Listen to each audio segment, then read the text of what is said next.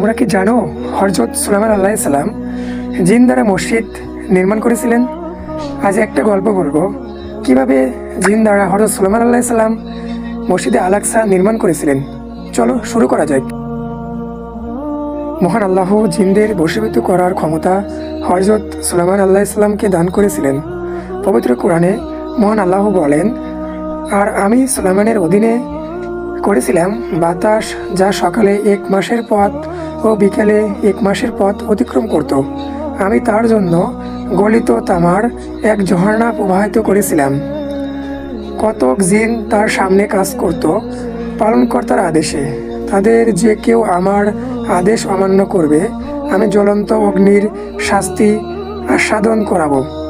তারা সুলাইমানের ইচ্ছা অনুযায়ী দুর্গ, ভাস্কর্য, হাউস সদৃশ বৃহত্তাকার পাত্র ও চুল্লির উপর স্থাপিত বিশাল ডেক নির্মাণ করত।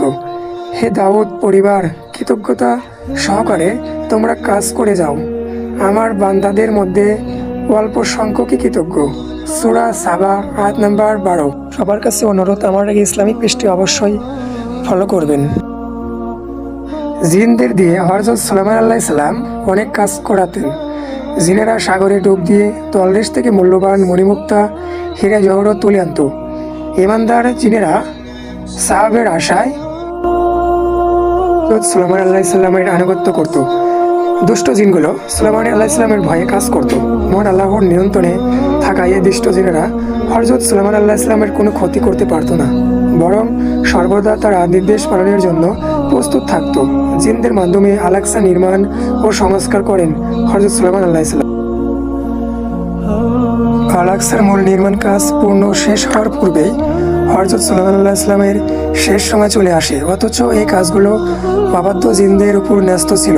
দুষ্ট জিনেরা হযরত সুলাইমান আলাইহিস সালামের ভয়ে কাজ করত। যদি তারা মৃত্যু সংবাদ জানতে পারে, কাজ ফেলে পালিয়ে যাবে।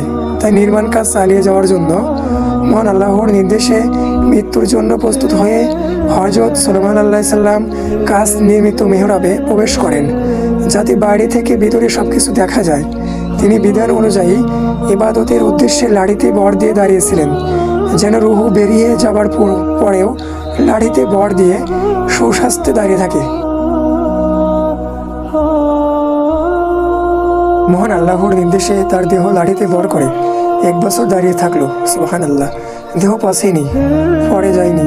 দুষ্ট জিনেরা ভয়ে কাজে যায়নি, ফলে তারা হাড় ভাঙ্গা খাটুনি কেটে কাজ শেষ করে। এভাবে পূর্ণ কাজ শেষ হলে মহান আল্লাহর হুকুমে কিছু উই পোকা খেয়ে